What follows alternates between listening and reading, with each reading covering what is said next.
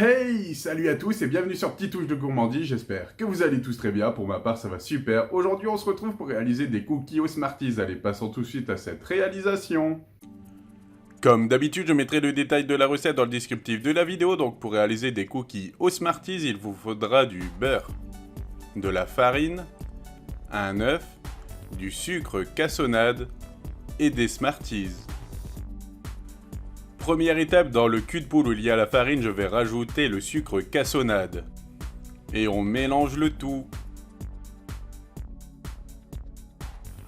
Après avoir bien mélangé la farine et le sucre cassonade, ça va être le moment de mettre un œuf.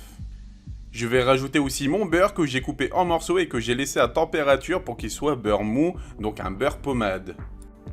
Après avoir ajouté l'œuf et le beurre coupé en morceaux, ça va être le moment de mélanger le tout. Donc à l'aide de ma main, je fais le geste comme ceci. Comme ça va permettre de bien mélanger notre pâte à cookies. Regardez, à force de pétrir la pâte avec la main, ça commence à former la pâte à cookies. Voilà, après avoir bien mélangé, voici le résultat que vous devez obtenir après avoir malaxé correctement. Après avoir bien mélangé la pâte, ça va être le moment de rajouter les Smarties à la préparation. Donc on va bien mélanger ça, ça va remplacer les pépites de chocolat. Et on mélange le tout pour bien incorporer la totalité de ces Smarties. Et voilà le résultat après avoir bien mélangé les Smarties à la pâte. Vous voyez qu'il y en a bien partout. On va passer à l'étape suivante.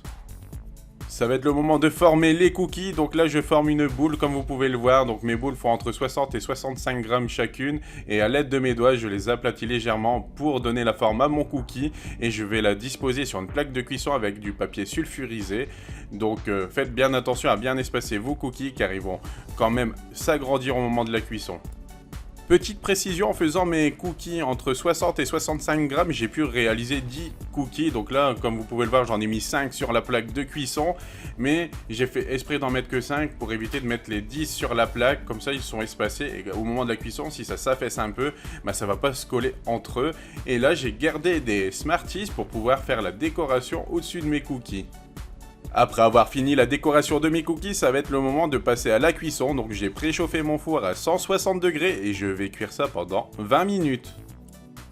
Voilà le résultat après 20 minutes de cuisson, ça sent extrêmement bon et là on va les laisser refroidir totalement. Donc à l'aide d'une grille ou d'un dessous de plat, vous disposez vos cookies dessus, comme ça permettra qu'ils refroidissent et ça évitera de faire de la condensation et que vos cookies soient tout mous.